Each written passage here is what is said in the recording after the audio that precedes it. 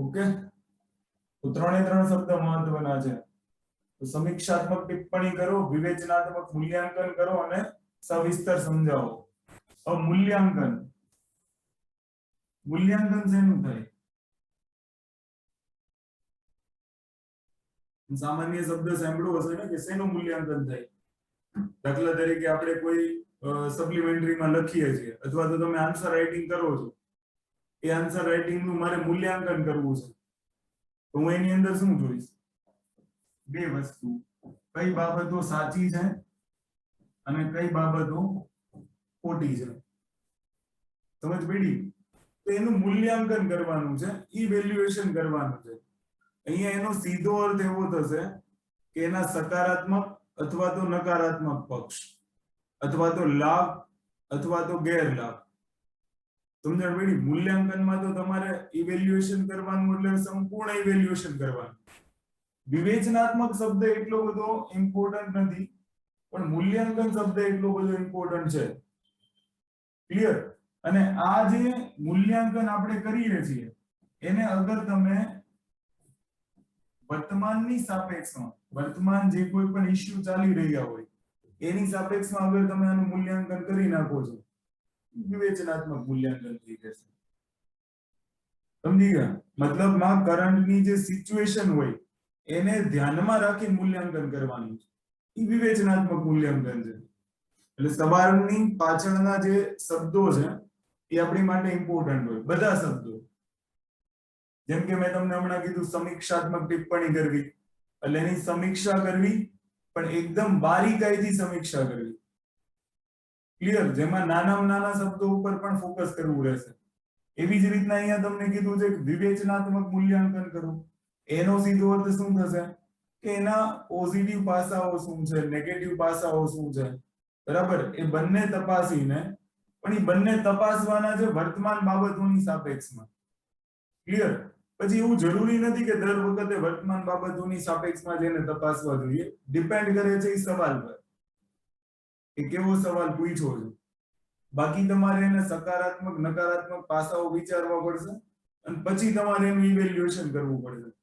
ઇવેલ્યુએશનમાં તમારો છેલ્લો ફકરો મહત્વનો બની જાય, કારણ કે છેલ્લે એક્ઝામિનર તમારી પાસે એવી આશા રાખે કે ભાઈ તમે છેલ્લે ઇવેલ્યુએટ શું કર્યું, તમને જે ક્વેશ્ચન પૂછવામાં આવ્યો છે એનું મૂલ્યાંકન કરીને તમે છેલ્લે લાસ્ટમાં શું લખો છો. ક્લિયર? આવું તમારી પાસે આશા રાખતા હોય જ્યારે આ શબ્દ આવે ત્યારે. બાકી સવિસ્તર સમજાવો તો તમે સવિસ્તર નોંધ લખેલી જ હશે. ક્લિયર? એ બધું એટલો બધો શબ્દ ઇમ્પોર્ટન્ટ નથી, પણ બાકીના જે બે શબ્દો છે એ મોસ્ટ ઇમ્પોર્ટન્ટ છે. ઓકે, તો આપણે એક બે સવાલ જોઈ લઈએ. સૌથી પહેલા આપણે ઇકોનોમિક્સ નો સવાલ જોઈએ. ઇકોનોમી, કારણ કે ત્યાં વધારે પ્રશ્ન ઉદ્ભવતા હોય છે. હમણાં આપણે એક પ્રશ્ન જોઈ ગયો ને, આ વિશે આમ તો ચલો નાને છોડ દઈએ, અને આપણે આવતીકાલે જોઈ લઈશું. થોડુંક લાંબો પ્રશ્ન, સહકારી આંદોલન પછી. ઓકે, આને જોઈએ. આ ઇન્ડિયન ઇકોનોમી નો પ્રશ્ન છે.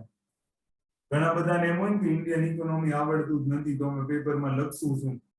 આમાં એક પણ શબ્દ આવડવાની જરૂર નથી, ભલે છે સવાલ ઇન્ડિયન ઇકોનોમી. આ સવાલ પૂરો થાય એટલે તમે મને યાદ રાખજો કે આ સવાલને શીખવા માટે તમારે કયા શબ્દની જરૂરિયાત છે.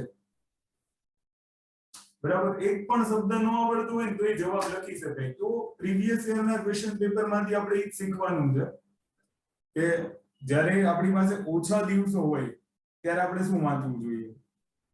ક્લિયર? 2019 ની અંદર આ ઘટના બની કે આરસીઈપી માંથી ભારતે હસ્તાક્ષર કર્યા નહીં અને ભારત બહાર નીકળી ગયું.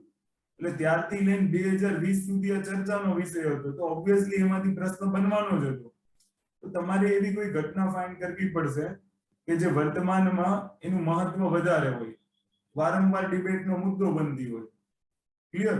કારણ કે આરસીઈપી માં માત્ર ભારત નથી, યાદ રાખજો, આસિયાન કન્ટ્રી પણ છે અને એની સાથે સાથે ફ્રી ટ્રેડ એગ્રીમેન્ટ કરેલા દેશો પણ છે.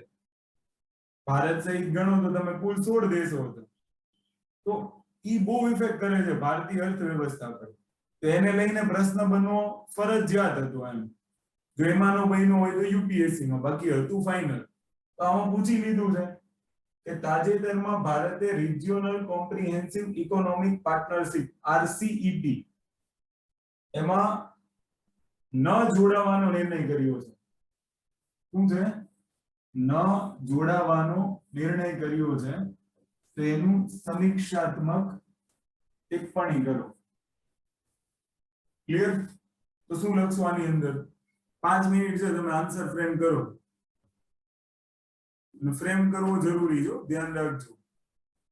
બધા ફરજિયાત લખશે તો ખરા કે શું લખવું એમ, કારણ કે એ આપણી માટે ઇમ્પોર્ટન્ટ છે.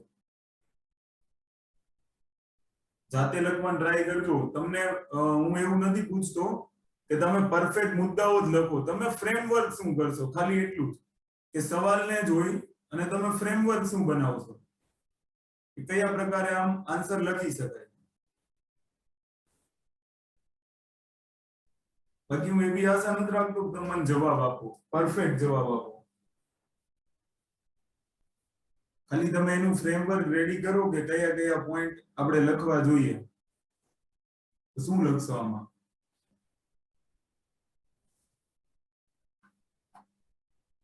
કઈ નહીં સર. હા, આમાં આનો તો પહેલા મુખ્ય ઉદ્દેશ્ય જે છે કે આંતરરાષ્ટ્રીય વેપાર વધારવાનું પ્રોત્સાહન અને ટેરિફ અને નોન ટેરિફ અવરોધો દૂર કરી અને એકબીજા માટે નિકાસ માટે અર્થવ્યવસ્થા ખુલ્લી મૂકી, એક આનો મુખ્ય ઉદ્દેશ હતો. પછી ભારતને આનાથી લાભ થતા હતા, કેમ કે ભારતનો દ્વિપક્ષીય વેપાર ઓછો છે, તો જે આમાંથી જોડાવાથી વધી શકે. પછી નિકાસમાં વધારો થાય તો જેનાથી MSME સેક્ટરને લાભ થાય, ત્યાં રોજગારીનું સર્જન વધારે થાય. ભારતે આમાં ન જોડાવાનો નિર્ણય લીધો તો એના મેઇન કારણમાં એક ચીન સાથેના દ્વિપક્ષીય વેપારમાં ભારતને નુકસાન થયું. પછી ભારતમાં ડેરી પ્રોડક્ટ વધારે છે અને જે સામે નેધરલેન્ડ ને એવા કંઈક કન્ટ્રીઝમાં એના લીધે કંઈક ઇસ્યુ હતું, એક એ મને પ્રોપર ખ્યાલ નથી પણ એક લખીશ. અને ખેડૂતોના હિતોનું રક્ષણ સાચવવા માટે ભારતે ન જોડાવાનો નિર્ણય લીધો. આના સિવાય ભારતે આની જગ્યાએ બીજું એક કસ્ટમાઇઝ્ડ પોલિસી કંઈક રજૂ કરી હતી, પણ જે બીજા દેશોએ કંઈક સ્વીકાર ના કર્યો, એના લીધે ભારત ના જોડાયું.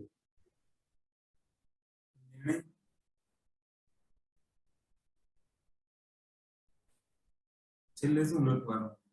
ભારતથી જે નિર્ણય લેવાઈ ગયો બરાબર હતો કે નહોતો બરાબર?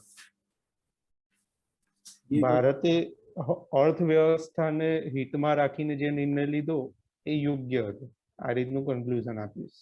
ઓકે, લાભ બતાવ્યા તો યોગ્ય કઈ રીતના? ભારતને લાભ તો થવાના જ હતા. એટલે લાભ કરતા નુકસાન વધારે હતું.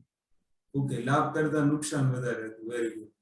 પછી બીજું કોઈ? લાભ કરતા નુકસાન વધારે હોય તો સ્વાભાવિક છે હસ્તાક્ષર ન કરે. એના સિવાય બીજે કોઈ કઈ લખ્યું જ નહીં. લખજો તમે, એવું નથી આ ભાઈને એકને પરીક્ષા આપવાની, બધાને આવશે હમણાં. તૈયારી ફૂલ હશે ને તમારી? કોરોના ઘટે જ છે હમણાં, STI ને બધું આવવા માંડશે, પ્રિલિમ્સ, RFO ને આ ને તે. ખબર નહીં પડે ત્યારે કેવી રીતના લખશો? તો જુઓ, સૌથી પહેલા તમે સવાલને વાંચો. મેં તમને પહેલા કીધું સમીક્ષાત્મક ટિપ્પણી કરવાની છે આની અંદર. ક્લિયર? તો તાજેતરમાં ભારતે RCEP, હવે એક વસ્તુ ધ્યાન રાખજો, ઘણા બધા અહીંયા પ્રશ્ન થશે કે RCEP ને ટૂંકમાં લખવું કે નહીં. આ પહેલો પ્રશ્ન હોય. હવે તમે એક વસ્તુ સમજી લેજો કે આને નીચે પણ ફૂલ ફોર્મ નો લખો તો બી ચાલી જશે. એનું રીઝન છે કે સવાલમાં ફૂલ ફોર્મ આપેલું છે અને એક્ઝામિનર પાસે સવાલ હશે. સમજી ગયો? ડાયરેક્ટ RCEP નો યુઝ કરો તો એમાં કોઈ ખોટી વાત નથી અને એને લઈને કોઈ ઓબ્જેક્શન કરી શકશે નહીં, કારણ કે સવાલમાં ફૂલ ફોર્મ આપેલું છે એટલે બીજો કોઈ અર્થ તો એનો નીકળવાનો જ નથી. આ એક વસ્તુ ફિક્સ થઈ ગઈ છે. ક્લિયર?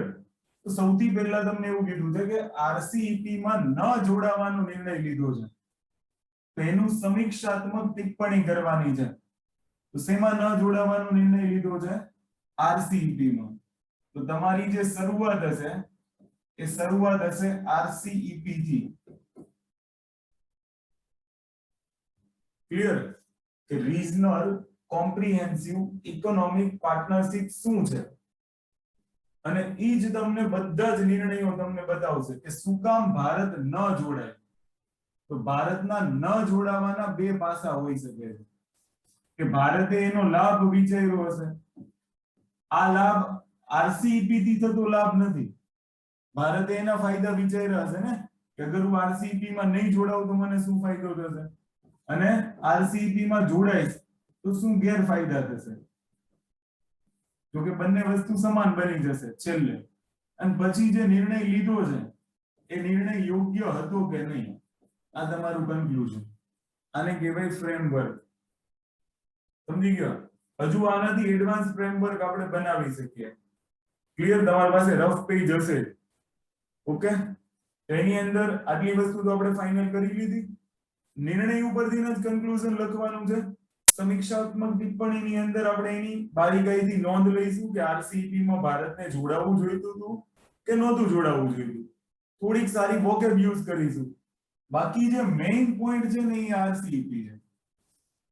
આરસીઈપી છે એ તમને શીખવાડશે, કારણ કે આરસીઈપી ની અંદર 10 આસિયાન દેશો હતા અને બીજા 6 અન્ય દેશ હતા. 6 અન્ય દેશની અંદર કોણ હતું? તો કે ચીન, ભારત, ન્યુઝીલેન્ડ, પછી ઓસ્ટ્રેલિયા. ક્લિયર? ચીન, ભારત, ન્યુઝીલેન્ડ, ઓસ્ટ્રેલિયા, જાપાન ને દક્ષિણ કોરિયા. દક્ષિણ કોરિયા. જાપાન અને દક્ષિણ કોરિયા. હવે તમે એક વસ્તુ વિચારજો કે 10 આસિયાન દેશો અને 6 આ દેશ, લગભગ વિશ્વની 45% વસ્તી આની અંદર આવી છે. સમજી ગયા? 45% વસ્તી હોય ને એટલે વિચાર કરી લો કે આનો જીડીપી માં ફાળો પણ વધારે હશે. અને ભારત કોની સાથે છેડો ફાડવાની વાત કરે છે ઈ તમે જુઓ. પહેલો મુદ્દો આ છે. સમજી ગયા?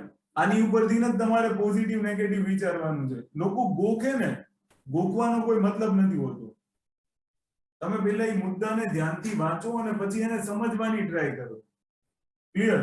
હવે આ બધા દેશોએ સાઇન કરી અને ભારતે નો કરી, તો એનો પણ કંઈક ઉદ્દેશ્ય હશે કે કેમ બધા દેશોએ સાઇન કરી. સાચી વાત છે ને કે બધા દેશોએ આરસીઈપી બનાવવાનું પ્લાનિંગ શું કામ કર્યું? પહેલો પ્રશ્ન તો આપણને એ થવો જોઈએ. તો પ્લાનિંગ શું કામ કર્યું? તો બધા દેશોનો વિચાર એવો હતો કે એક તો સાથે મળીને આર્થિક વૃદ્ધિ કરે, બરાબર, એકબીજાના દેશોમાં રોકાણને આકર્ષિત કરે. પછી આપણે ગઈકાલે ભણી ગયા ઇન્ટેલેક્ચ્યુઅલ પ્રોપર્ટી રાઇટ્સ નું નિયમન યોગ્ય રીતના થાય. આરસીઈપી ના તો બધા ફાયદા છે ને, તો બધા ઉદ્દેશ્યો સાથે આ બધા દેશોએ ભેગા મળીને સિગ્નેચર કરી, પણ ભારતે એની અંદર સિગ્નેચર ન કરી. સમજી ગયા? આટલી આપણે પ્રસ્તાવના બાંધવાની છે સ્ટાર્ટિંગ.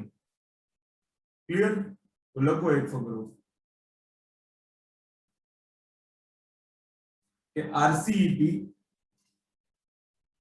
એ પ્રસ્તાવિત મુક્ત વ્યાપાર એગ્રીમેન્ટ છે જેમાં આસિયાનના 10 દેશો, જો આમાં નામ લખવા કમ્પલસરી છે, આ ખાસ યાદ રાખજો. આસિયાનના 10 દેશો અને 6 દેશના નામ લખવા જરૂરી છે. એ શું કામ જરૂરી છે એને હમણાં આપણે જોઈશું. આસિયાનના 10 દેશ અને તેની સાથે મુક્ત વ્યાપાર એગ્રીમેન્ટ કરેલા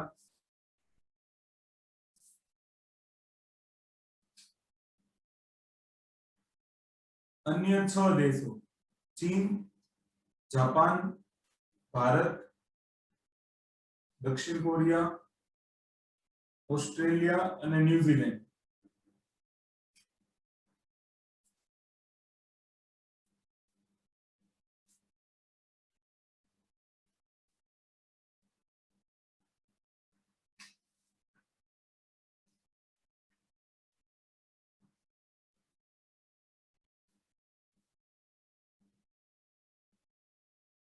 ઓકે, શું લખ્યું આપણે? એક પ્રસ્તાવિત મુક્ત વ્યાપાર એગ્રીમેન્ટ છે જેની શરૂઆત આરસીઈપી ની ઔપચારિક શરૂઆત નવેમ્બર 2012 કંબોડિયામાં આસિયાન સંમેલન દરમિયાન કરવામાં આવી હતી, જે વિશ્વની 45% વસ્તી તથા 33% જીડીપી નું પ્રતિનિધિત્વ કરે છે તથા 33% જીડીપી નું પ્રતિનિધિત્વ કરે છે. આ એગ્રીમેન્ટનો મુખ્ય ઉદ્દેશ્ય, સમજૂતીનો મુખ્ય ઉદ્દેશ્ય વસ્તુ અને સેવાનો મુક્ત વ્યાપાર. બહુ સાદા અને સરળ શબ્દમાં લખવાનું છે, બરાબર? એકદમ સિમ્પલ વર્ડ. વસ્તુ અને સેવાનો મુક્ત વ્યાપાર ને વેગ આપવો, રોકાણ આકર્ષિત કરવું અને ઇન્ટેલેક્ચ્યુઅલ પ્રોપર્ટી રાઇટ આઈપીઆર નું યોગ્ય નિયમન કરવું.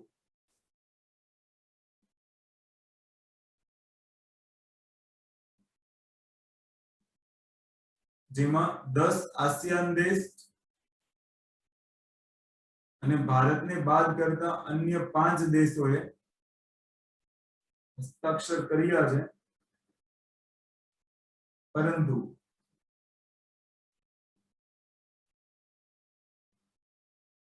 ભારતે 7 વર્ષની લાંબી ચર્ચામાં ભાગ લીધા બાદ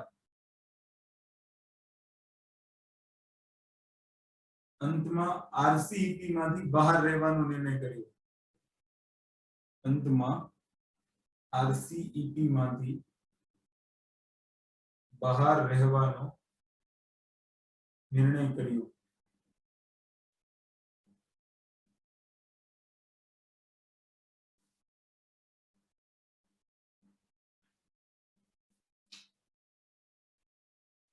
જેના નીચે મુજબના કારણો છે.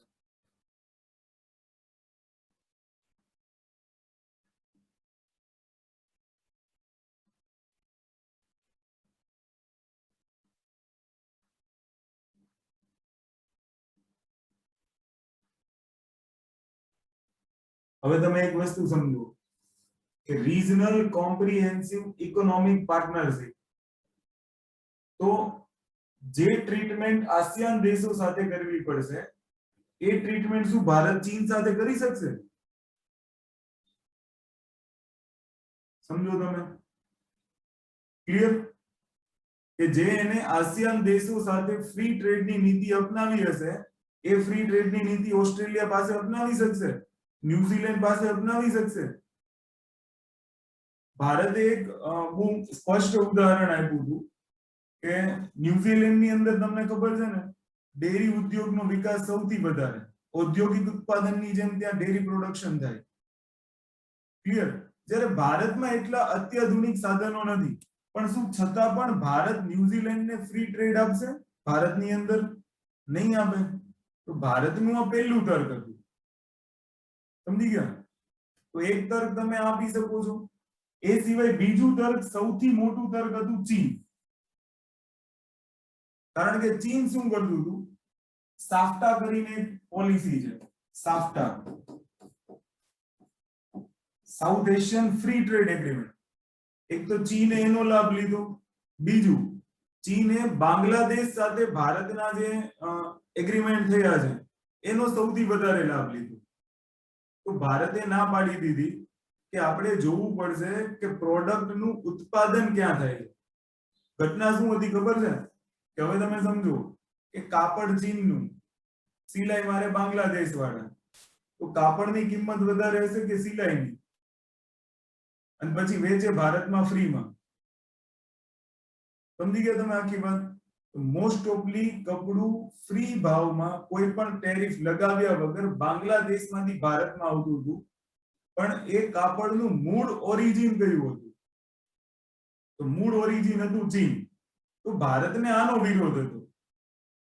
સમજી ગયા? ભારત શું કહેતું હતું કે ભાઈ અમે જેની સાથે ફ્રી ટ્રેડ એગ્રીમેન્ટ કર્યા છે એની સાથે અમે ફ્રી ટ્રેડ ચાલુ રાખીશું, પણ જેની સાથે ફ્રી ટ્રેડ એગ્રીમેન્ટ નથી અમારા એની સાથેની નીતિઓ પણ અમારી અલગ હશે. ભારતની આ સ્પષ્ટ માંગણી હતી અને એ માંગણી ખોટી નહોતી. સમજી લો તમે. બાંગ્લાદેશ સાથે આપણી ડ્યુટી ફ્રી પોલિસી ચાલે છે, તો શું એ ચીન સાથે અપનાવી યોગ્ય છે?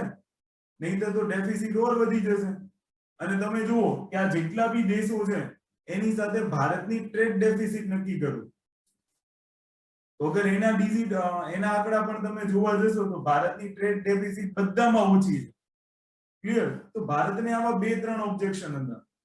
એટલે એક તો એને ચીન સાથે જ સૌથી મોટો વિવાદ હતો. એક તો રૂલ ઓફ ઓરિજિન, કે પ્રોડક્શન ક્યાંથી થાય છે, મૂળ ઉત્પાદન ક્યાંથી થાય છે એની માટેની કોઈ રૂપરેખા તૈયાર કરવામાં આવે, એનું માર્કિંગ કરવામાં આવે, નક્કી કરવામાં આવે કે ભાઈ રૂલ ઓફ ઓરિજિન ક્યાંથી છે, તો એની માટેના નિયમો બનાવવામાં આવે.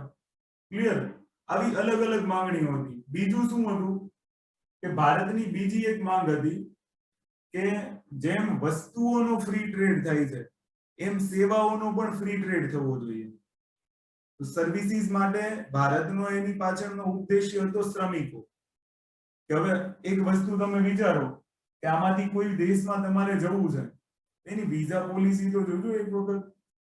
એટલી કઠોર હશે કે તમે આની અંદર જવાનો કોઈ નિર્ણય કરશો જ નહીં. સમજી ગયા? જ્યાં વિઝા પોલિસી ઈઝી હશે ત્યાં તમે જશો. તો ભારતે એક તર્ક એવું આપ્યું કે અગર આપણે બધા સાથે મળીને જો આરસીઈપી કરીએ છીએ, ક્લિયર, તો બધાએ વિઝા પોલિસીના નિયમો સરળ બનાવવા પડશે એકબીજા દેશોની અંદર સેવાના ટ્રાન્સફર માટે. તો આવા 4-5 તર્ક હતા અને એ ચારે ચાર તર્ક મહત્વના હતા. તો શું કારણો હતા એને લખો, પછી આપણે એના ફાયદા ગેરફાયદા ઉપર વિચારીએ. સમજ પડે છે ને? આમાં ક્યાંય તમારે ઇકોનોમિક વાંચવાની જરૂર નથી, યાદ રાખજો. તોય તમે 200 શબ્દ આરામથી લખી શકશો જો થોડી ઘણી પણ કરંટની બાબતોથી વાકેફ હશો તો. અધરવાઇઝ વાકેફ નહીં હોય, તમને ખાલી એટલી ખબર હશે કે આરસીઈપી શું છે, તો પણ એક એક દેશને લઈને તમે ઉદાહરણ આપી શકો. સમજી ગયા? અને આમાંથી જ આપણે ગેરફાયદા લખશું. મૂળ મહત્વની બાબત આ 6 દેશ છે. ક્લિયર? બાકી ભારત છે આની પ્રત્યે તો એક્ટિસ્ટ પોલિસી યુઝ કરી જ રહ્યું છે, પણ વાંધો એને કયા દેશો સાથે છે જે ભારત કરતા પણ આગળ હોય, અને એ દેશો સાથે આપણે ફ્રી ટ્રેડ એગ્રીમેન્ટ કરવાના. ક્લિયર? એટલે આ પ્રોબ્લેમ હતો. તો પહેલો મુદ્દો લખો કે ચીને SAFTA South Asia free trade agreement તથા બાંગ્લાદેશ ડ્યુટી ફ્રી રૂટનો લાભ લઈને કપડાનું ઉત્પાદન કરીને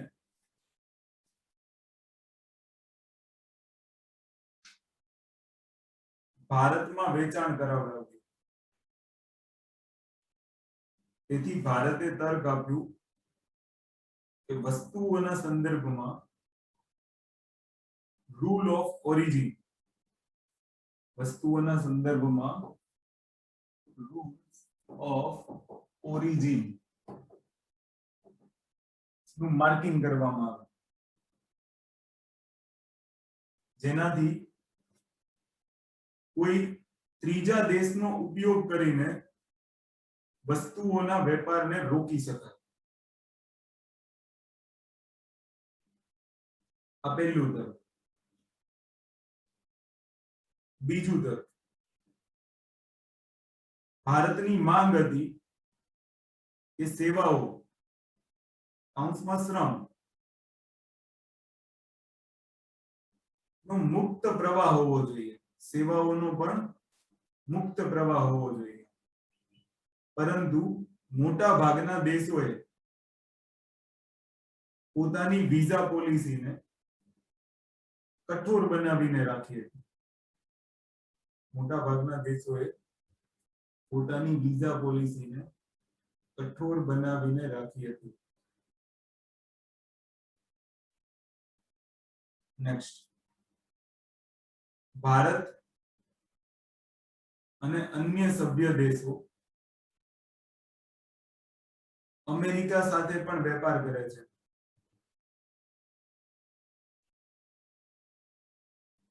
અને આરસીઈપી માં હસ્તાક્ષર કર્યા બાદ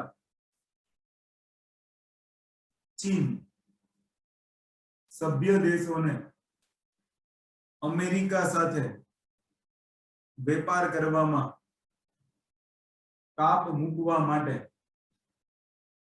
દબાવ ઉત્પન્ન કરી શકે છે.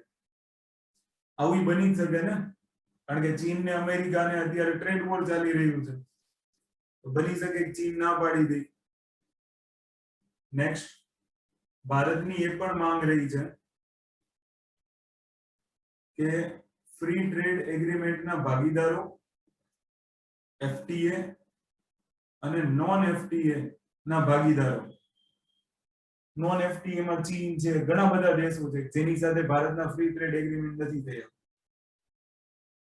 તો જેની સાથે ફ્રી ટ્રેડ એગ્રીમેન્ટ થયા છે એ દેશ અને જેની સાથે ફ્રી ટ્રેડ એગ્રીમેન્ટ થયા નથી એવા દેશો સાથે ભારત પૃથક ટેરિફ નીતિ અપનાવશે, અલગ અલગ ટેરિફ પોલિસી અપનાવશે, જેથી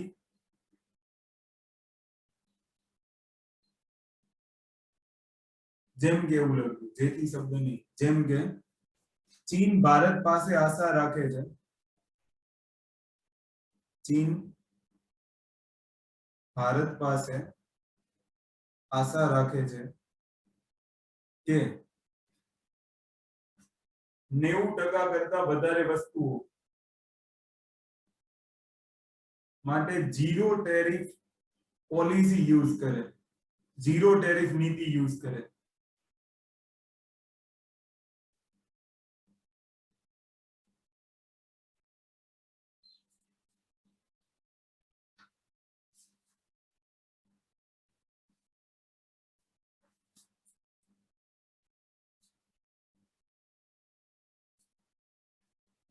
clear? Zero tariff policy use કરે. હવે એનાથી ફાયદા શું થાય ભારતને? અગર ભારતે માની લો કે હસ્તાક્ષર કરી દીધા હોય તો આનાથી ભારતને ફાયદો શું થાય? તો ભારતને એક તો પહેલો ફાયદો શું થાય કે આ બધા દેશોમાંથી ભારતમાં રોકાણ આવી શકે. જાપાનમાંથી ને એમાંથી આવે જ છે ને, ક્લિયર? તો પહેલો ફાયદો થાય. અગર રોકાણ આવે તો રોકાણ આવશે તો એનો મતલબ શું થશે? રોજગાર વધશે, રોજગાર વધશે તો લોકોની આવક વધશે, લોકોની આવક વધશે તો આર્થિક વૃદ્ધિ થશે. બધા રીઝનો છે, ક્લિયર? ભારતમાં જીડીપી વધવાના ચાન્સીસ છે, જીડીપી વધશે તો પ્રોડક્શન વધી શકે છે, અને અગર પ્રોડક્શન વધશે તો યાદ કરજો કે જો પ્રોડક્શન વધશે તો ભારતનું એક્સપોર્ટ પણ વધી શકે છે, ક્લિયર? તો આ બધા એના ફાયદા છે. 4-5 ફાયદા લખી નાખવાના કે જો ભારતે આરસીઈપી પર હસ્તાક્ષર કર્યા હોત તો નીચે મુજબના લાભ થયા હોત.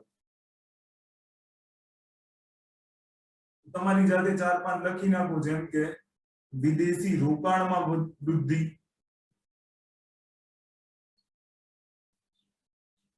પછી સર્વિસનું ફ્રી ટ્રેડ એગ્રીમેન્ટ હતું, ક્લિયર? તો સર્વિસના ફ્રી ટ્રેડ એગ્રીમેન્ટની મદદથી શું થશે? સેવાના નિકાસમાં વધારો થશે. આ શબ્દ યુઝ કરવો ઇમ્પોર્ટન્ટ છે. જો દાખલા તરીકે તમે એમ લખો વસ્તુના નિકાસમાં વધારો થશે, એ કોમન વાત છે. ભારતની માંગ પૂરી થાય. અગર જો ઔપચારિક રીતે બધા સહમત થઈ ગયા હોત ને ભારતે સહી કરી હોત તો ફાયદા લખવાના. સમજો છો તમે? એટલે આપણે એને પછીથી લખવાનું રાખ્યું કે અગર બધાની સહમતિ બની ગઈ હોત તો ભારતને શું ફાયદા થાય. અડધા લોકો શું કરશે? ફાયદા લખશે, નો ડાઉટ, પણ એ આરસીઈપી ના ફાયદા લખી નાખશે, ભારતને શું થશે. તો આપણે બંનેને મિક્સ કરીને લખવાના છે. એનાથી ભારતને શું ફાયદો થઈ શકે છે, ક્લિયર? એક તમે લખી શકો છો કે રોકાણના માધ્યમથી, રોકાણ વધવાથી, એવું બી લખી શકાય કે રોકાણ વધવાથી આર્થિક વૃદ્ધિ દરમાં વધારો થશે. રોકાણ વધવાથી આર્થિક વૃદ્ધિ દરમાં વધારો થશે.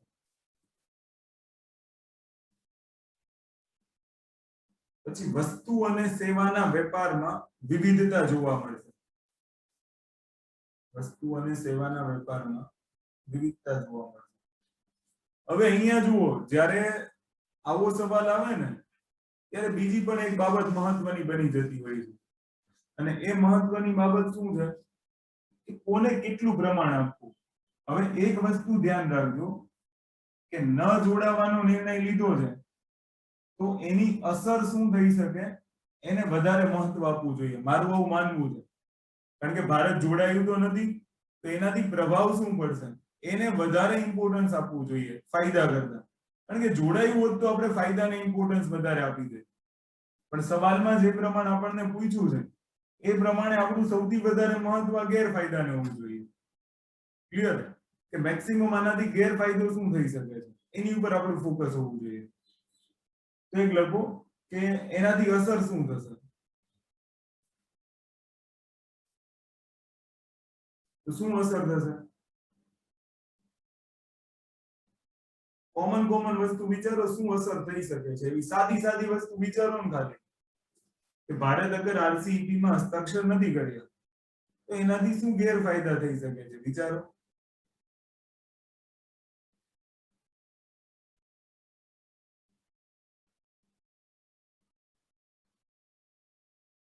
તો જો સૌથી પહેલું, અગર ભારત આની અંદર આરસીઈપી માં જોડાતું નથી તો અત્યારે તમને ખબર છે કે ભારત જાપાન વચ્ચે ઘણા બધા પ્રોજેક્ટ ચાલી રહ્યા છે. અને આરસીઈપી માં જાપાન અને ઓસ્ટ્રેલિયા આ બંને ભરપૂર પ્રયાસો કર્યા હતા ભારતને સમજાવવાના કે ભારત છે એ આરસીઈપી માં હસ્તાક્ષર કરે. સમજી ગયા? હવે તમે એક વસ્તુ વિચારો કે તમે કોઈને મનાવો છો, બરાબર? તમે એના ભલા માટે જ મનાવતા હોય. કોઈને બહુ મનાવવાની કોશિશ કરી, માને જ નહીં, તો પછી શું કરશો? સીધો ડિવોર્સ. કારણ કે પછી કેટલીક વાર મનાવવાનું હોય, એક વાર હોય, બે વાર હોય, પછી તમે એને રોજ એમ કહો ખાઈ લે મારા હમ તારા હમ, સામે સમવાળી થતી હોય છતાંય નો માને તો પછી એક સિગ્નેચર કાફી છે, વાર્તા પૂરી. સમજી ગયા? બધું પૂરું થઈ જાય ને. સેમ વસ્તુ અહીંયા એવી જ થશે ને કે તમે એક વસ્તુ વિચારી લો કે જાપાન ને ઓસ્ટ્રેલિયા વારંવાર પ્રયત્ન કરે છે આરસીઈપી ની અંદર ભારતને સિગ્નેચર કરાવવાની, અને છતાં પણ ભારત સિગ્નેચર નથી કરતું. તો એનો મતલબ શું છે? સીધી અસર તમને જોવા મળશે ભારતના ઇન્ડો પેસિફિક રિજિયનમાં, ભારતના હિન્દ મહાસાગર વાળા ક્ષેત્રમાં ચીનનું પ્રભુત્વ વધી જશે. કારણ કે જાપાન અને ઓસ્ટ્રેલિયા અત્યારે કોની સાથે સહેમત છે? ચીન સાથે, ચીનની પોલિસીઓ સાથે. કારણ કે એ બધા વચ્ચે આરસીઈપી થઈ રહ્યું છે. સમજી ગયા? તો પાર્ટનર હોય, સમજ પડે છે ને? અને એની સાથે અગર કોઈ દુશ્મનાવટ કરી છે, તમારા પાર્ટનર સાથેની દુશ્મનાવટ તમારી સાથે દુશ્મનાવટ થઈ તો પહેલી અસર. એની પહેલી અસર ક્યાં પડી શકે છે? હિન્દ મહાસાગર વાળા ક્ષેત્રમાં. બીજું તમે ધ્યાનથી સમજો કે ભારત અત્યારે એક્ટ ઈસ્ટ પોલિસી અપનાવી રહ્યું છે, બરાબર? કે ઈસ્ટની તરફના જેટલા પણ દેશો છે, પૂર્વના દેશો, એની સાથે ભારતનો વેપાર વધે. તો આસિયાન થી અલગ થઈને ભારત શું સાબિત કરવા માંગે? ચીન તો એક જ છે ને, બાકી તો મેજોરિટીમાં ભારત સાથે સારા સંબંધો છે. દક્ષિણ કોરિયા, ન્યુઝીલેન્ડ, ઓસ્ટ્રેલિયા, જાપાન અને 10 આસિયાન દેશો. તો એક્ટ ઈસ્ટ પોલિસીની બાબતમાં પણ આ પગલું તાર્કિક નહીં ગણાય. સમજી ગયા? બીજી બાબત આપણે જોઈએ કે ભારતના આમાંથી ઘણા બધા દેશો સાથે દ્વિપક્ષીય વેપાર ચાલતા હશે. કોઈ સાથે ફ્રી ટ્રેડ એગ્રીમેન્ટ હશે, બાંગ્લાદેશ સાથે આપણે ઝીરો ડ્યુટી ઉપર કામ કરી રહ્યા છીએ, તો એની સાથેના સંબંધો પણ બગડી શકે છે. ક્લિયર? તો આવી 4-5 અસરો આપણે લખી નાખવાની છે કે જેનાથી આપણે 200 શબ્દ સુધી પહોંચી જઈએ. ઓકે? તો એને લખો.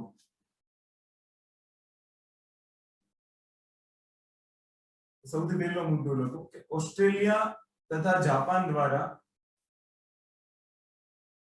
ભારત માટે કરવામાં આવેલા પ્રયાસો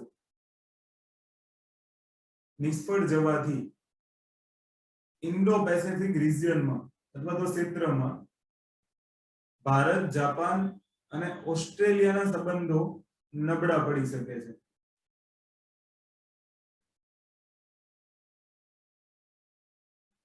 ભારત જ્યારે એક્ટ ઈસ્ટ પોલિસીને વધારે મહત્વ આપી રહ્યું હોય ત્યારે આરસીઈપી માંથી બહાર નીકળવું એ તાર્કિક નિર્ણય નથી.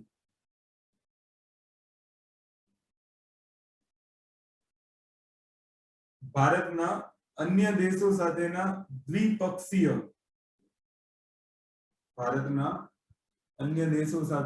દ્વિપક્ષીય વેપાર પ્રભાવિત થઈ શકે છે. અન્ય દેશો સાથેના દ્વિપક્ષીય વેપાર પ્રભાવિત થઈ શકે છે. ભારત વિશ્વના એક મોટા બજારથી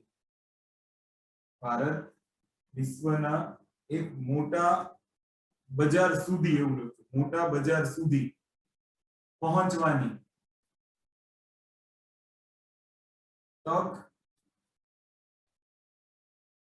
તકને ગુમાવી છે એવું લખ્યું. વિશ્વના મોટા બજાર સુધી પહોંચવાની તકને ગુમાવી છે. ક્લિયર? સમજ પડે છે?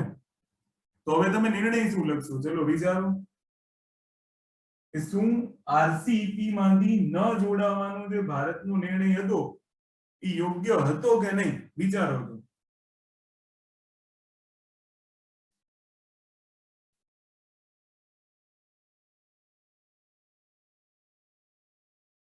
ભારતને ખબર નહોતી કોરોના આવવાનું છે, નકર ભારત બહાર નો નીકળે, ગેરંટી. એમાં શંકાનું સ્થાન નહીં. પણ ભારતને ખબર નહોતી એટલે. બાકી જો ખબર હોત તો એ ન નીકળે. ચલો બોલો, શું નિર્ણય આપશો? સર, નિર્ણય લઈ લીધો એટલે યોગ્ય જ હોય. નહીં. આ સવાલ એવો છે કે નિર્ણય સુપ્રીમ કોર્ટનો નથી. સુપ્રીમ કોર્ટે નિર્ણય લીધો હોય તો યોગ્ય હોય. લખાણમાં આ બાબત ધ્યાન રાખવાની છે. સરકારે તો ઘણા બધા ખોટા નિર્ણય લીધા. તો તમે એમ કહો ને કે ભાઈ ઇન્દિરા ગાંધી ઇમરજન્સી લાગુ કરી, એને શું કામ બ્લેક ડે ઉજવો? એ નિર્ણય સરકારનો જ હતો. જો લીધો હોય તો યોગ્ય જ હોવો જોઈએ. સર, અમે તો એને યોગ્ય બનાવી દઈએ લખી. એના લીધે સુધારા થયા બંધારણમાં, મિની બંધારણ બધું આ બધું લખી એને બી યોગ્ય બનાવી દઈએ. આપણું એ જ કહું છું. તો આને યોગ્ય બનાવો ન બનાવો તમારી હાથમાં છે. પણ એમ ન કહી શકાય કે સરકારે નિર્ણય લીધો છે તો યોગ્ય છે. સુપ્રીમ કોર્ટ થોડી છે કે બંધારણને ધ્યાનમાં રાખી નિર્ણય લે છે. એ તો મન ફાવે એવા નિર્ણય લે છે. એ એના લાભ જોશે, ક્યાંથી એને લાભ થાય છે. બાકી તમે એક વસ્તુ સમજો કે ભારત આમાં નથી જોડાતું ને, એનો સીધો અર્થ શું છે? આટલા દેશો સાથે વેપાર બંધ. અને જો આટલા દેશો સાથે વેપાર બંધ થઈ જાય તો ભારતને ખાલી ચાઇના ધ્યાનમાં ન રાખવું જોઈએ. બીજા અન્ય દેશોમાં પણ ભારતની પ્રોડક્ટ જાય છે. તો એ બધું ઉત્પાદનને કેટલી ઠેસ પહોંચે. માર્કેટનું સ્લો ડાઉન જુઓ, અર્થવ્યવસ્થાનું સ્લો ડાઉન જુઓ તમે, ત્યાંથી તમને નિર્ણય યોગ્ય લખવા માટે પ્રેરણા મળે.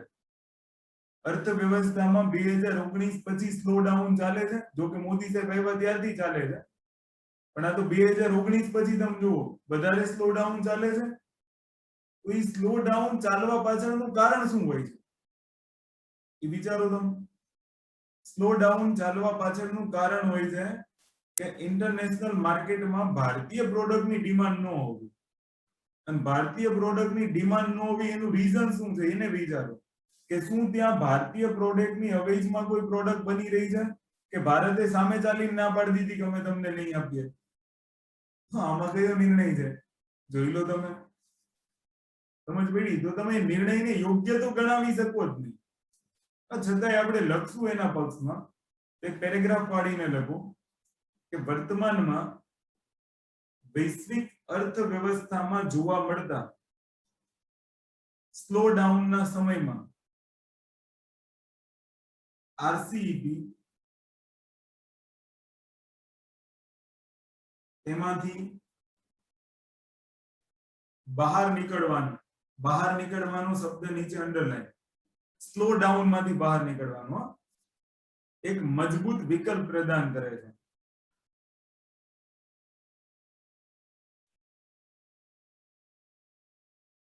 પરંતુ ચીન, ન્યુઝીલેન્ડ, ઓસ્ટ્રેલિયા જેવા મોટા ઉત્પાદક દેશોને ભારતીય બજારમાં વધારે પડતી છૂટ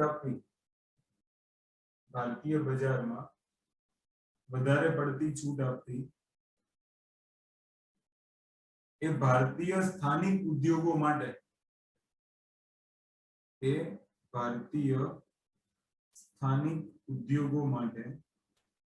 એક પડકાર બની શકે છે.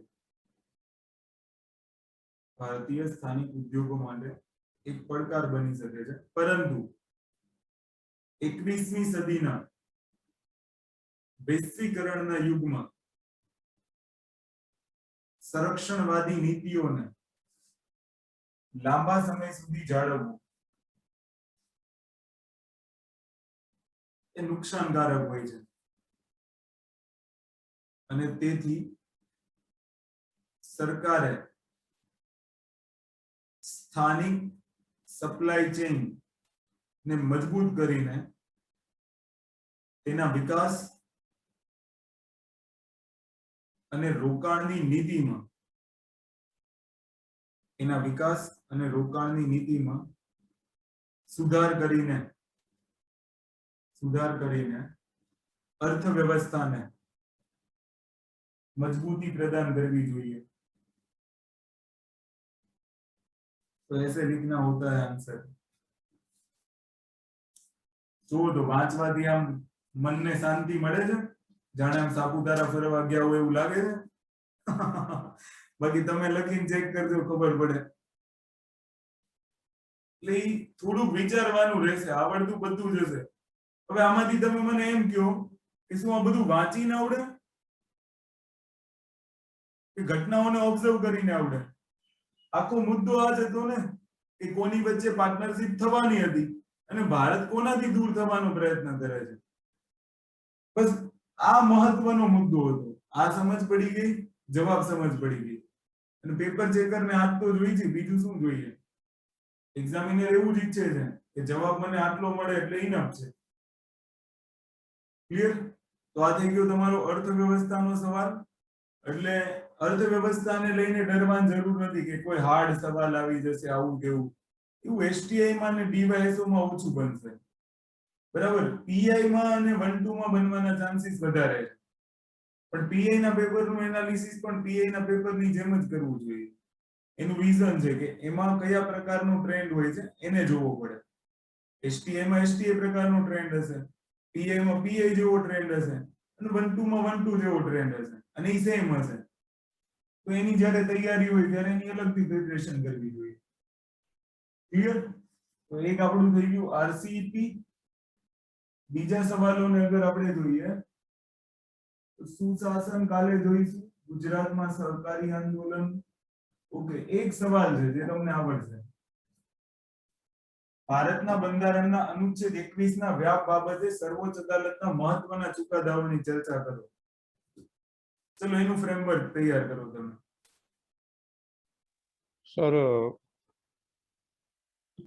આર્ટિકલ 21 વિશે લખીશું બંધારણમાં ક્યાં છે, પછી વિવિધ ચુકાદો દ્વારા સુપ્રીમ કોર્ટે અલગ અલગ અધિકારો આમાં દર્શાવ્યા છે. એમાં શું લખવાનું? કે બંધારણમાં ભાગ 3 માં આર્ટિકલ છે જીવન જીવવાનો અધિકાર, અને પછી વિવિધ ચુકાદાઓ દ્વારા સુપ્રીમ કોર્ટે આની વ્યાખ્યાયિત કરે છે કે ઊંઘવાનો અધિકાર, પછી સ્વમાનભેર જીવન જીવવાનો અધિકાર, ને સ્વચ્છ પર્યાવરણમાં જીવવાનો અધિકાર, એ રીતનું. અને પછી થોડા કેસ લખીશું. આઈટી એક્ટની કલમ 66 એ દૂર કરી, પછી મેનકા ગાંધી વર્સિસ ભારત સંઘ, પછી સાબાનો કેસ, પછી પુતુ સ્વામી કેસ પ્રાઇવસી માટે. 3-4 લખીશું. ઓકે, બીજું કોઈ?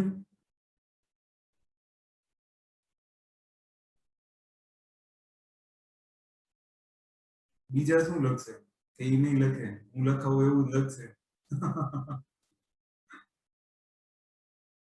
એવું નક્કી કર્યું કે હું લખાવું ઈ જ લખવાનું. ગરિમા પૂર્ણ જીવન જીવવાનો અધિકાર આપવામાં આવેલો છે. પછી પેલો ગોપાલન વાળો કેસ હતો એમાં એવું કહેલું ને કે ન્યાયાલય છે એ સંસદના કાયદાને ગેરકાયદેસર ના કરી શકે. પછી એનો જેનો ચુકાદો મેનકા ગાંધીમાં ફેરવીને એવું કીધું કે જો વ્યક્તિના જીવનની ગરિમાને અસર થતી હોય તો એ કરી શકે, ન્યાયાલય એમાં હસ્તક્ષેપ કરી શકે. એ બધું લખ્યું છે.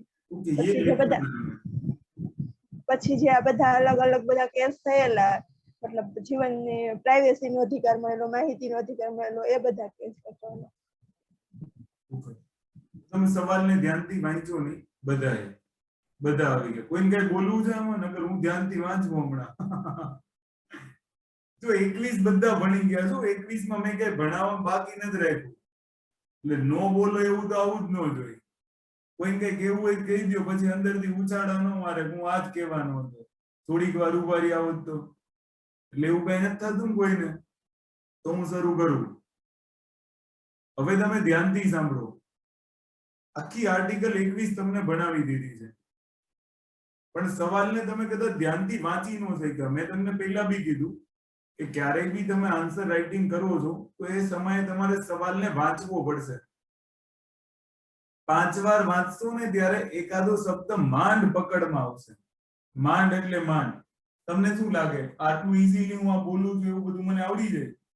નો આવડે. પણ આની તમારે પ્રેક્ટિસ કરવી પડશે કે 18 મિનિટમાં તમે કેટલું ઝડપથી વિચારી શકો છો. ક્લિયર? કારણ કે 10 સવાલ 18 મિનિટ. એટલે આને ખાસ ધ્યાન રાખવાનું છે તમે. 18 મિનિટ એટલે ઇનફ ટાઈમ કહેવાય. એક સવાલને લખવા માટે 10 મિનિટ ઇનફ હોય. ઇનફ એટલે ઇનફ. સમજી ગયા? કારણ કે પર મિનિટ કોઈ બી નોર્મલ સ્પીડ હશે ને તો પણ એ સ્ટુડન્ટ જે 20 શબ્દો લખી શકશે. તો તમે 10 મિનિટ આરામથી 200 શબ્દ માટે લખી શકાય. તો અહીંયા તો તમારી પાસે 8 મિનિટ વધવાની છે. તો બસ આ જ સમજવાનું છે કે જ્યારે એસટીઆઈ જેવું પેપર હોય તો એના સમયનો ઉપયોગ કરવો જોઈએ, ટાઈમ મેનેજમેન્ટ કરવું જોઈએ, આન્સર રાઇટિંગ માટે ફ્રેમવર્ક તૈયાર કરવું જોઈએ, પછી જવાબ લખવો જોઈએ. અને આ બધા માટે સૌથી ઇમ્પોર્ટન્ટ હોય છે પ્રશ્ન. કારણ કે તમારી પાસે ક્વેશ્ચન પેપર સિવાય કંઈ છે નહીં અને એને જ તમારે આધાર બનાવીને જવાબ લખવાનો છે. તો તમે પછી બધા લોકો એવી ભૂલ શું કામ કરો કે આપણે એક જ વાર પ્રશ્ન વાંચીને સીધું લખવા માંડીએ. મેં તમને પહેલા કીધું તમારા વાંચનમાં એક જ ફરક હોય છે. તમને શું આવડે છે ને ઈ શોધવાનો પ્રયત્ન કરો છો પ્રશ્નની અંદર. જ્યારે પ્રશ્ન શું માંગે છે ને એને ફાઇન્ડ કરવાની કોઈ પાસે આમ સમય જ નથી. સીધું જોઈ લે છે. આમાં એવું લખ્યું છે ભારતના બંધારણમાં અનુચ્છેદ 21 ના વ્યાપ બાબતે સર્વોચ્ચ અદાલતના મહત્વના ચુકાદાની ચર્ચા કરો. બધાએ પહેલો કીવર્ડ કયો પકડ્યો? આર્ટિકલ નંબર 21 બે ધનાધન લખવા જ માંડ્યા. તમે નહીં બધા આવું જ કરવાના છે. મને બી પાકી ખબર છે. પણ આપણે ટોપરમાં આવવા માટે થોડુંક અલગથી કંઈક કરવું જરૂરી છે. તમે એક શબ્દ નો પકડો. શબ્દ હતું જુઓ અનુચ્છેદ 21 છે એને નથી પકડવાનું. અનુચ્છેદ 21 નો વ્યાપ, વ્યાપ મતલબ વિસ્તાર. અનુચ્છેદ 21 નો વિસ્તાર કરતા સુપ્રીમ કોર્ટે કયા મહત્વના ચુકાદા આપ્યા છે એને તમારે લખવાના છે. समझ गया તમે?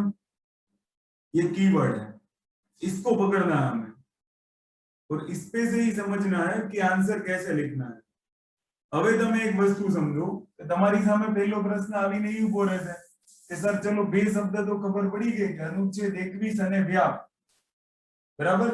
વ્યાપનો મતલબ એવો થશે કે અનુચ્છેદ 21 નો વિસ્તાર કરતા. હવે સવાલ વાંચો. તમારો જવાબ બદલાઈ જશે. તો તમે બધા ચુકાદામાં લખશો? 21 ઉપર નિર્ણય આપ્યા હશે ઈ ચુકાદા લખશો કે 21 નો વિસ્તાર કરતા ચુકાદાઓ લખશો? સમજી ગયા તમે? તો એ વસ્તુ ઇમ્પોર્ટન્ટ છે અહીંયા. તો હવે તમારો સવાલ આવો થઈ જશે અનુચ્છેદ 21 નો વિસ્તાર કરતા સર્વોચ્ચ અદાલતના મહત્વના ચુકાદાઓનું વર્ણન કરો. સમજી ગયા? તો અનુચ્છેદ 21 માં શું છે? Life and personal liberty. શરૂઆત તમે અહીંયાથી કરશો અને આ કરવી જ જોઈએ. આર્ટિકલ નંબર 21 ની અંદર મહત્વના બે શબ્દોને સમજાવો. એક મહત્વનો શબ્દ છે જીવન અને બીજો મહત્વનો શબ્દ છે પર્સનલ લિબર્ટી. બરાબર? તો વારંવાર આને લઈને ચુકાદાઓ આવ્યા છે. જીવન, તો એક શબ્દ તમે વારંવાર બોલો છો કે જીવન જીવવાનો ગરિમામય અધિકાર છે. બરાબર?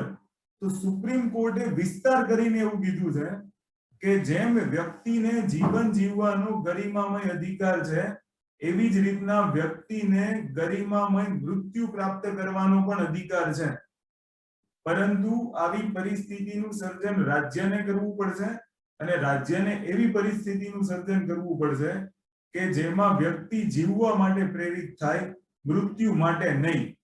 અને ત્યાં આઈપીસી 309 આત્મહત્યાનો કેસ જે છે એને અપરાધ માનવામાં આવેલ છે, એને પણ સુપ્રીમ કોર્ટે બંધારણીય સ્વીકારી લીધું. ક્લિયર? એને પણ સંવૈધાનિક માની લીધું. તો એમાં વિસ્તાર થયો. કોનો વિસ્તાર થયો? આ લાઈફ શબ્દનો વિસ્તાર થયો, જીવનનો વિસ્તાર થયો મૃત્યુમાં. સમજ પડી? તો આ કેસ લખો. તો આ કેસનું નામ છે જ્ઞાનકોર વર્સિસ પંજાબ. लिखा है ऐसा कुछ हमने? પોલિટીમાં ભણાવતી વખતે આ કેસ લખાયો હશે, યાદ કરો. તમે છે ને શબ્દને પકડો, નહીં તો છે ને આન્સર તમારો ઘૂમી જશે આખો. શું પૂછ્યું હશે ને તમે શું લખી નાખશો. સમજ પડી? પર્સનલ લિબર્ટી ક્યાં છીનવાણી? પર્સનલ લિબર્ટી, પર્સનલ લિબર્ટી ક્યાં છીનવાણી? સર આ મેનકા ગાંધી વાળું છે ને, વિદેશ જવા માટે પાસપોર્ટ નું. દાખલા તરીકે પર્સનલ લિબર્ટી ક્યાં છીનવાણી હું તમને કહું. તમારી જાહેરમાં તપાસ કરવામાં આવે. તમારી કોલેજ છે, કોલેજની અંદર તમે ગ્રાઉન્ડમાં બેઠા છો, બધા સ્ટુડન્ટો બેઠા છે, અચાનક પોલીસ આવીને તમારી તપાસ કરવા લાગે, અને તપાસ એવી રીતના કરે છે કે ઈ તમને પસંદ નથી. તો સીધો શેની ઉપર એટેક છે? પર્સનલ લિબર્ટી પર એટેક છે. તમે કોઈની સાથે ફોન કરો છો અને હજુ નવી નવી સગાઈ થઈ છે અને એને પોલીસ સ્ટેપ કરી લે, શું છીનવાય છે? Personal liberty. તો એનો વિસ્તાર કરીને સુપ્રીમ કોર્ટે શું કીધું કે કોઈનો ફોન ટેપ કરવો એની દૈહિક સ્વતંત્રતા છીનવવી છે. વિસ્તાર કર્યો. સમજ પડી?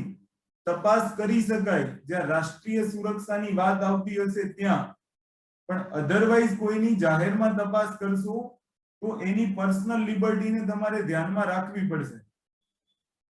ક્લિયર? જ્યાં યૌન શોષણ સંબંધિત બાબતો આવતી હશે ત્યાં પણ પર્સનલ લિબર્ટી તમારે ધ્યાનમાં રાખવી પડશે. આ કેસનું નામ છે ઉટ્ટા સ્વામીવાદ. ખાલી બે શબ્દ પકડો ને અને એની ઉપરથી તમે ડિવાઈડ કરો કે તમે શું શું લખશો આની અંદર. બધા લખશે ગોપાલનવાદ, આ વાત, તે વાત, પણ ગોપાલનવાદ નહીં. તમે લખશો કેવી રીતના? આપણે કેવી રીતના લખશું ગોપાલનવાદને? દાખલા તરીકે ગોપાલનવાદમાં કઈ procedure establish by law follow થતું હતું. બરાબર? અને જ્યારે પ્રોસીજર એસ્ટાબ્લિશ બાય લો નો મતલબ શું થાય? વિધિની સ્થાપિત પ્રક્રિયા.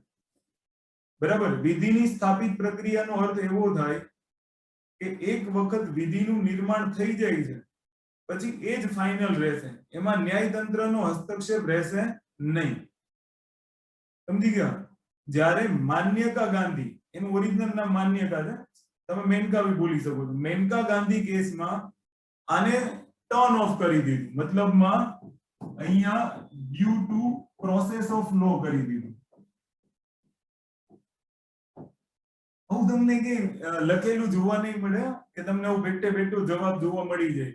તમે સર્ચ મારી લેજો, ગૂગલ છે જ ને તમારી પાસે, એ પૂછવાનું આ સવાલનો જવાબ આપ. આ બધું તમારે જાતે વિચારવું પડશે. અને વિચારો તમને ક્યાંથી આવશે?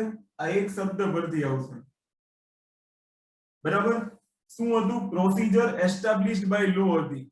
એનો વિસ્તાર કરીને મેનકા ગાંધી કેસની અંદર પ્રાકૃતિક ન્યાયનો સિદ્ધાંત સ્વીકાર્યો અને સુપ્રીમ કોર્ટે એનો વિસ્તાર શેમાં કર્યો? ડ્યુ ટુ પ્રોસેસ ઓફ લો માં. હવે તમે આને સમજો કે ગોપાલનવાદમાં પણ આ જ હતું. પ્રોસિજર એસ્ટાબ્લિશ્ડ બાય લો, મતલબમાં 1978 પહેલા આ જ ઘટના ફોલો થતી હતી, બરાબર. વિધિની સ્થાપિત પ્રક્રિયા કહેવાય આને. એનો મતલબ એવો કે જે વિધિ હશે એ ફાઇનલ હશે, એની અંદર ન્યાયતંત્ર હસ્તક્ષેપ કરી શકશે નહીં. પણ મેનકા ગાંધી કેસની અંદર એવો ચુકાદો આવ્યો, સુપ્રીમ કોર્ટે એનો વિસ્તાર કરીને એવું કીધું કે જો વિધિ ન્યાયપૂર્ણ હોય તો ઠીક છે, તાર્કિક હોય તો ઠીક છે, અધરવાઇઝ એને રદ કરી દઈશું. ન્યાયતંત્ર એની અંદર હસ્તક્ષેપ કરશે. ક્લિયર?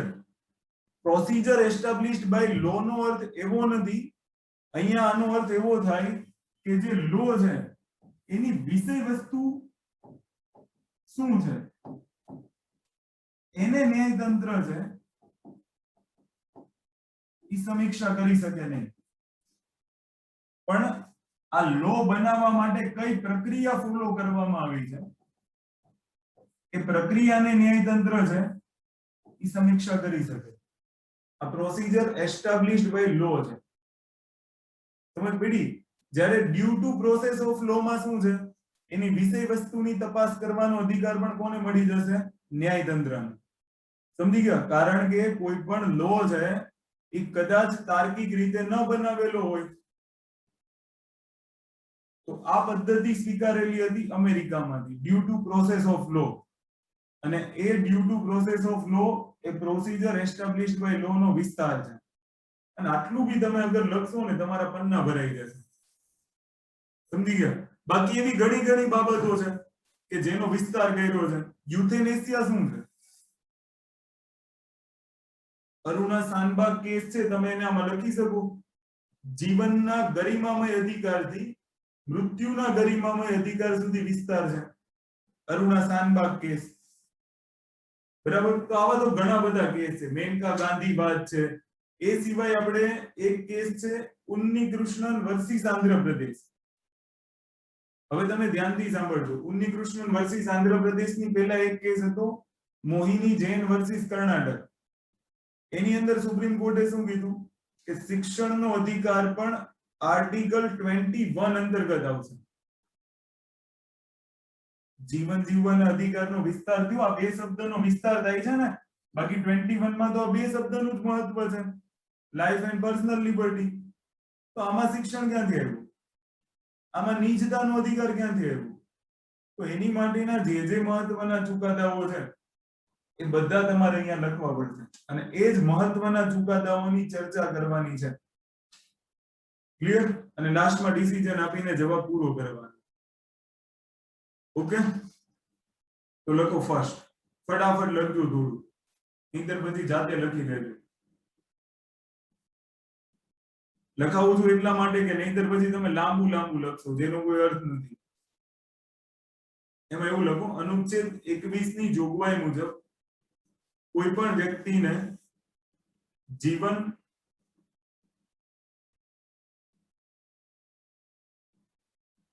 અને દૈહિક સ્વતંત્રતાથી વિધિની સ્થાપિત પ્રક્રિયા દ્વારા, પ્રોસિજર એસ્ટાબ્લિશ્ડ બાય લો દ્વારા વંચિત કરી શકાય, અન્યથા નહીં. એટલે કે ન્યાયતંત્ર ધારાસભા દ્વારા બનાવવામાં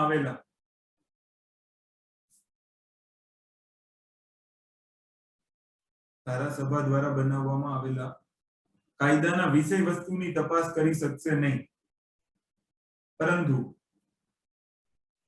તેને પસાર કરવાની પ્રક્રિયાની તપાસ કરી શકે છે. તથા જો કારોબારીએ કોઈ અધ્યાદેશ એવો જાહેર કરેલ હોય કે જે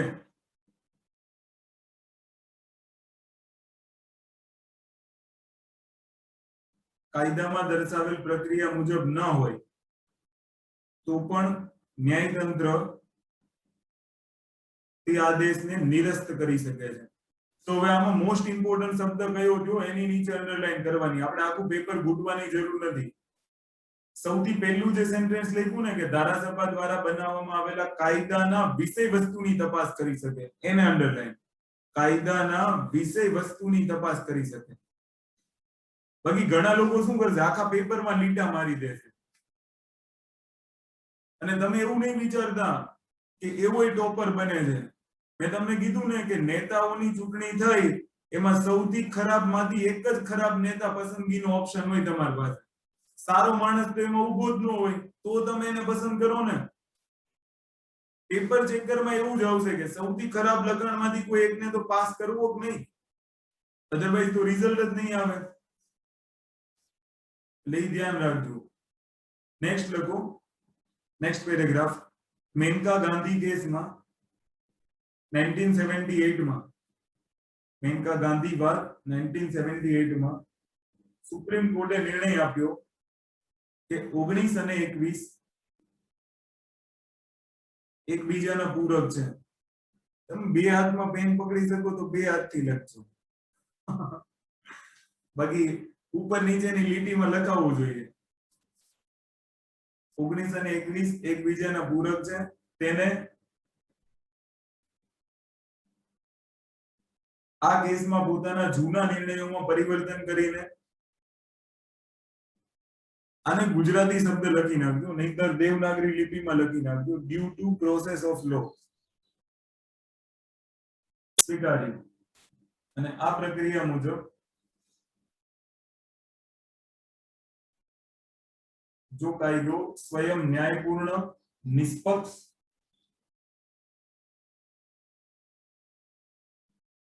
તથા તાર્કિક ન હોય તો તેને ન્યાયતંત્ર ગેરબંધારણીય જાહેર કરી શકે છે. અને આ વાદમાં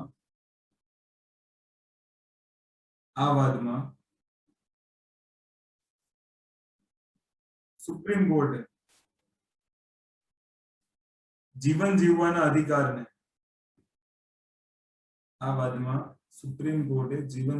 અધિકારને ગરિમામય જીવનના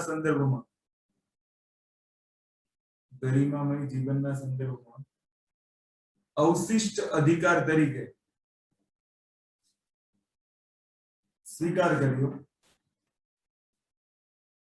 જેમાં નીચે મુજબ વિસ્તાર કરવામાં આવ્યો. 4-5 મુદ્દા લખી દેવાના મેનકા ગાંધીવાદ વાળા, જેમ કે તત્કાલીન સારવારનો અધિકાર, સ્વચ્છ પર્યાવરણનો અધિકાર, જીવન જીવવાના અધિકારનો વિસ્તાર કર્યો. એ શબ્દની નીચે અંડરલાઈન કરજો, એટલે પેપર ચેકરને આઈડિયા આવે કે જે તમે નીચેના પોઈન્ટ લખો છો એ શેના છે. રાત્રે સૂવાનો અધિકાર, મફત કાનૂની સહાયતા પ્રાપ્ત કરવાનો અધિકાર, આશ્રયનો અધિકાર, ફાંસીમાં મોડું થાય તો અધિકાર. મેનકા ગાંધીવાદના ઘણા બધા સ્ટેટમેન્ટ છે. તમને એસયુવી જે સારા લાગે. કોનો વિસ્તાર છે? લાઈફનો, જીવન શબ્દનો વિસ્તાર છે. ક્લિયર? અને અહીંયા જોજો પર્સનલ લિબર્ટી છે, લિબર્ટી નથી. સ્વતંત્રતા તો તમને 19 માં મળે છે, પણ આ દૈહિક સ્વતંત્રતાની વાત છે. સમજી ગયા તમે? તો આને એક ખાસ ધ્યાન રાખજો. ત્યાર પછી એક મહત્વનો ચુકાદો છે જ્ઞાનકોર વર્સિસ પંજાબ.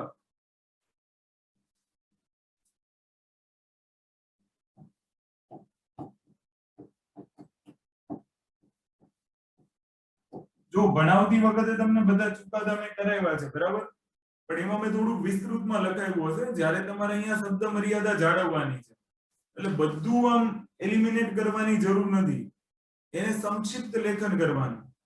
તો એની અંદર લખો કે આઈપીસી 309 આત્મહત્યાને અપરાધ તરીકે સ્વીકારેલી છે.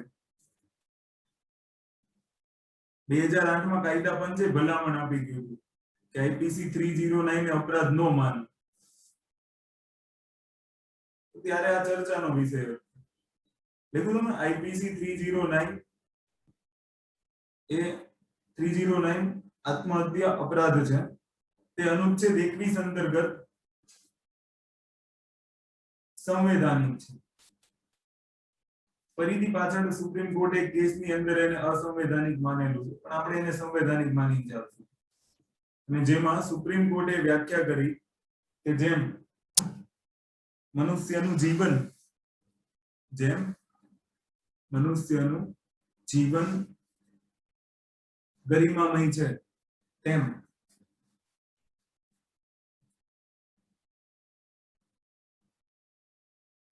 મનુષ્યનું મૃત્યુ પણ ગરિમામય હોવું જોઈએ ને તેવી પરિસ્થિતિનું નિર્માણ રાજ્ય કરશે. તેવી પરિસ્થિતિનું નિર્માણ રાજ્ય કરશે કે જેમાં વ્યક્તિ જીવન જીવવા માટે પ્રેરિત થાય, મૃત્યુ માટે નહીં. વ્યક્તિ જીવન જીવવા માટે પ્રેરિત થાય, મૃત્યુ માટે નહીં.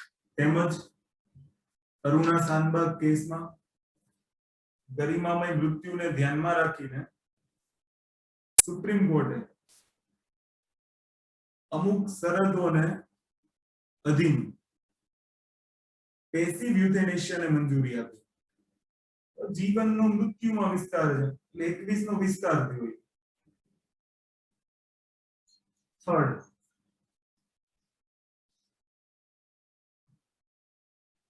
મોહિની જૈન વર્સિસ કર્ણાટક.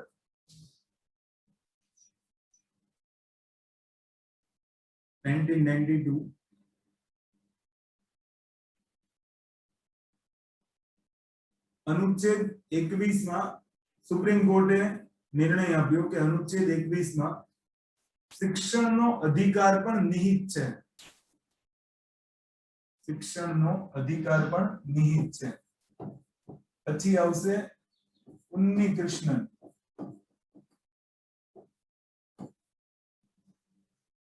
ઉન્નીકૃષ્ણન વર્સિસ આંધ્રપ્રદેશ. એ આખો એક પેરેગ્રાફ છે. શિક્ષણના અધિકાર ઉપર જ આ બધા છે. પણ આ બે સ્ટેટમેન્ટ આપી દીધા કારણ કે ચુકાદાઓ પૂછ્યા છે ને એટલે નામ લખવું જરૂરી છે, અધરવાઇઝ જરૂરી નથી. પણ અહીંયા તમને શબ્દ વાપરેલો છે ને છેલ્લો ચુકાદાઓ, એટલે નામ લખવું જરૂરી છે કે શું એને સ્વીકારેલું છે સુપ્રીમ કોર્ટે. તેમાં લખો કે આ કેસમાં સુપ્રીમ કોર્ટે નિર્ણય આપ્યો કે શિક્ષણ મેળવવાનો અધિકાર એ મૂળભૂત અધિકાર છે. શિક્ષણ મેળવવાનો અધિકાર એ મૂળભૂત અધિકાર છે, પરંતુ તેમાં બાળકને એવું લખ્યું પરંતુ તેને 14 વર્ષના બાળકો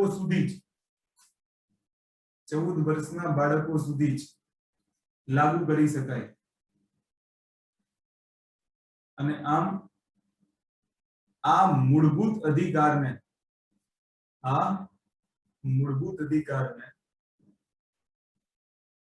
પ્રભાવિત કરવા માટે, લાગુ કરવા માટે આરટી એક્ટ 2009 ની રચના કરવામાં આવી, જેને 1 એપ્રિલ 2010 ના રોજ લાગુ કરવામાં આવ્યું. ઘણા બધા અહીંયા ઓબ્જેક્શન ઉઠાવશે, ચુકાદો પૂછ્યો ને આવા શબ્દો કેમ લખ્યા, પણ એ મહત્વનો શબ્દ છે લખવાનો. નેક્સ્ટ, પુટ્ટા સ્વામીવાદ. નેક્સ્ટ છે કે.એસ. પુટ્ટા સ્વામી વર્સિસ ભારત સંઘ. એમાં લખો સુપ્રીમ કોર્ટ દ્વારા આ બહુ મહત્વનો ચુકાદો હતો. સુપ્રીમ કોર્ટ દ્વારા 11 ન્યાયાધીશોની સર્વસંમતિ નીચે અંડરલાઈન 11 ન્યાયાધીશોની સર્વસંમતિથી નિજતાના અધિકારને મૂળભૂત અધિકાર તરીકે સ્વીકૃતિ આપવામાં આવી, રાઇટ ટુ પ્રિવસી.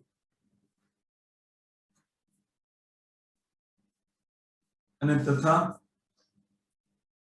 સુપ્રીમ કોર્ટે પોતાના નિર્ણયમાં કહ્યું કે વર્તમાનમાં ડિજિટલ યુગમાં જીવનની સ્વતંત્રતાના ક્ષેત્રમાં મહત્તમ હસ્તક્ષેપ થઈ રહ્યો છે, તથા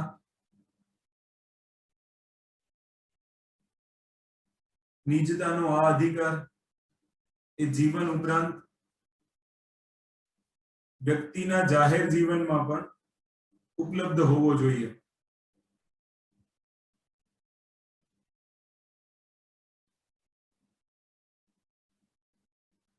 ઉદાહરણ તરીકે કોઈ વ્યક્તિની જાહેરમાં તપાસ કરતી વખતે તેની નિજતાના અધિકારનું સન્માન કરવું જોઈએ.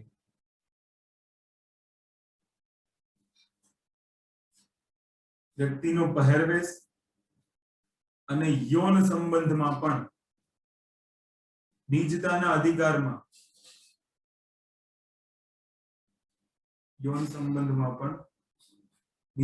અધિકારમાં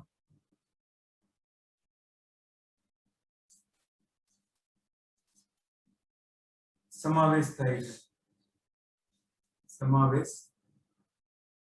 છે. નિજતાનો અધિકાર નિરપેક્ષ નથી. સામાજિક હિત તથા રાષ્ટ્રીય સુરક્ષાને જાળવી રાખવા તેને સીમિત પણ કરી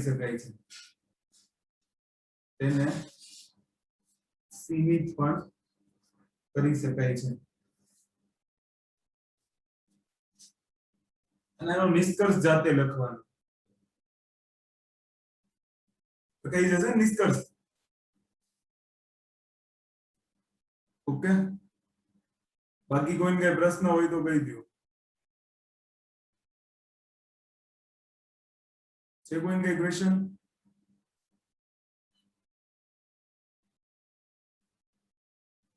ઓકે, તો બાકી કાલે મળીએ. બાકીના જે પ્રશ્નો છે એને લખવાની ટ્રાય કરજો. ક્લિયર? અને લખજો બધા તમે. પ્રશ્ન લખવા જરૂરી છે. પ્રીવિયસ યર ના તો લખવા ફરજિયાત છે, નહીતર સવાલ તમને સમજમાં જ નહીં આવે. એટલે આને લખવાની એક વખત ટ્રાય કરજો. ઓકે, બાકી કાલે મળીએ.